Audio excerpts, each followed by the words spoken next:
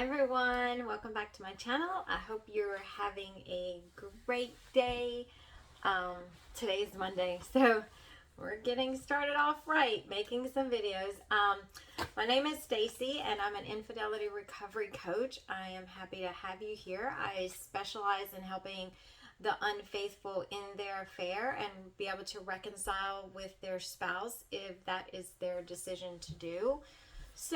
So if you have any questions with how you can work with me, please check the description box down below. I know that ending an affair is very hard, and I was there at one time. I struggle with the on again and off again stage, and I can help you break that stage. You don't have to do it alone. I know that some people, they can end their affair and be totally fine, but some of us struggle, and I want to be that person for you to help come along and carry you through this process, because it's not easy, especially when we're suffering in silence. We don't have anyone to speak to, and just that alone, not being able to share what we're going through, will keep us stuck in the affair, because the affair partner becomes our best friend, right? So we're the only ones, it's just the two of us that can relate to what's going on. So they become that person for us, which can actually help keep us stuck in the affair even longer. So if you need help, I'm here. Check the description box below, and let's get into today's video. So today's video is 4 reasons why it's hard to end an affair. So like I said, it's hard to end an affair. It's not, to me, it just feels like you're in a trap and you can't get out. Like you try to scratch your way out or climb your way out, and it just feels pointless, because you might take a couple of steps forward and then find yourself knocked right back down again, trying to end it for many reasons. But I picked out 4 that I found common among myself and among my clients that I hear a lot. So let's get into these and we'll go through them a little bit. So the first one is unrealistic expectations of it ending well.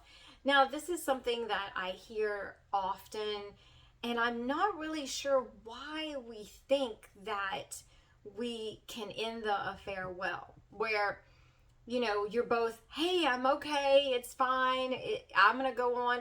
And now listen, let me just say this. Some people, they do end their affair and it's like, we come to an agreement, we're gonna walk away, and they walk away and it's fine. That doesn't happen often. That is, you know, to me, in my opinion, it's rare, but it's just my opinion.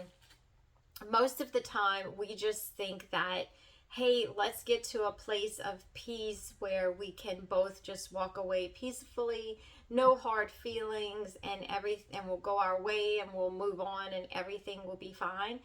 Well, the problem with that thinking is we're waiting for that opportunity to be able to walk away, or to be able to say, hey, this is okay, I'm fine with it, you're fine with it, we can move on. But that opportunity rarely comes, because when you start to get to that place where we're talking about ending it, or we're thinking about ending it, now you're in a power struggle stage. So power struggle stage means there's negative communication going on, there's negative emotions, there's pressure. So it's not going to be amicably, you know, it's not going to be in that place where, hey, I'm okay and you're okay.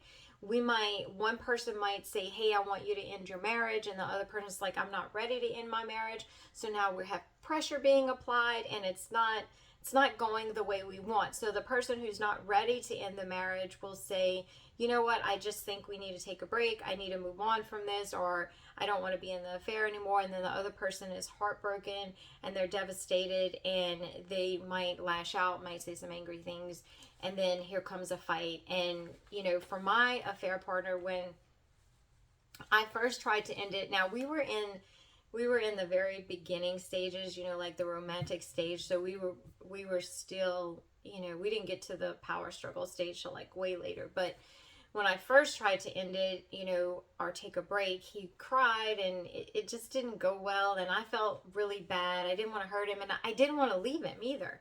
You know, I had grown really fond of him. Like he became my best friend really quickly, and I just didn't want to walk away from him. So I would just stay. You know, I'm like, okay, do whatever you need to do. We'll work it out. It's fine. And because of his profession, I was worried that if we were caught, you know, he would get in trouble because I was a patient and that kind of thing. And you know, he was like, "It's okay, it's fine. We'll go undercover even more." So, but anyways, I'm just saying some of that is why we can not want to end it, or we have unrealistic expectations. You know, like he's.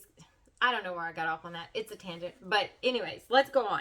The next one is the fear of returning to a lonely marriage. Fear is a huge motivator in a sense that it can keep you paralyzed and stuck where you are and prevent you from actually making a decision either way, especially if you have an avoidant attachment style. Fear is going to be your biggest motivator in a sense where as soon as your mind detects that you're afraid of something, you're going to automatically shut down and you're not going to make any decisions, and it's going to be hard for you to move forward. So when we think about fear of returning, you know, to our marriage that we, you know, that was failing, we didn't feel that emotional connection, maybe we felt emotionally abandoned or for whatever the reason is, then that can cause us to say, hey, I'm not moving forward. I'm not doing anything. Because once the brain detects that we're in fear or distress, now it's going into survival mode. And survival mode is I need to avoid everything that's making me afraid right now.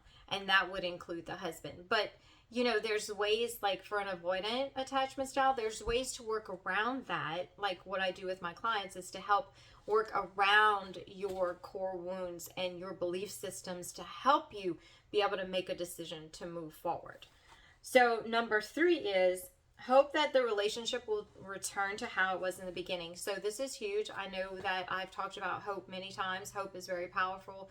God gave us hope as a tool to keep us moving forward towards the things that he has for us. But when we use it for the wrong reasons, like hope in the affair, it can also keep us stuck. So we think that, hey, I'm at this power struggle stage and eventually it's going to get back to the way it was in the beginning. Eventually we're going to get along. Eventually this is going to, you know, we'll stop the breakup cycle and we'll finally make it. Or eventually will be given that chance, because I wasn't given the chance to be with them, and I think that's why this failed. But eventually if we can just get that chance, then everything will be fine. And that is not true. That will keep us holding on way longer than we should have, because once you get to the power struggle stage, you cannot go back to the romantic stage. Too much has happened, too much has changed. But also not just that, the romantic stage is very chemically based, and it's only going to last a short amount of time. Like your body is not able to sustain that high level of dopamine and oxytocin and all the chemicals that make us feel so good. It can't sustain that long periods of time. So, you know, over time, you switch over to a bonding stage. So you won't ever get that first initial effect back once you progress through it. So it's important for us to understand that. And that can also be a way to keep us stuck. And just, you know, my job is to help you get unstuck and help you prevent getting stuck, because that's what happened to me. I got stuck for 3.5 years at least, and I don't want you guys to go through that for 3 years. You don't have to, is what I'm saying. The recovery of ending an affair, getting through all of that, does not have to take that long. I just didn't know what I know and what I'm helping you with now. So the next one is feeling responsible for the affair partner. A lot of times we think that we're the reason that they're okay. You know, I can be your savior. I am a people pleaser, so I need to make sure you're happy. I'm going to change your life. I'm going to change your world. You know, all of this. And we feel like, or they may tell us, you know, you saved me. I want to do better. I want to grow. I want to be a different person now that you're in my life. And that's fine. And that all is most likely true. But the problem is, it's when we look to other people to heal our core wounds, because they cannot. You know, so us feeling like, hey, I'm responsible for you is not the right way to think. You're not responsible for anyone. Now, if someone gets hurt, which most likely both people will get hurt when the affair ends, we cannot get around it. And a lot of us are afraid of the pain. And sometimes we use the excuse of feeling responsible for the affair partner to avoid the pain.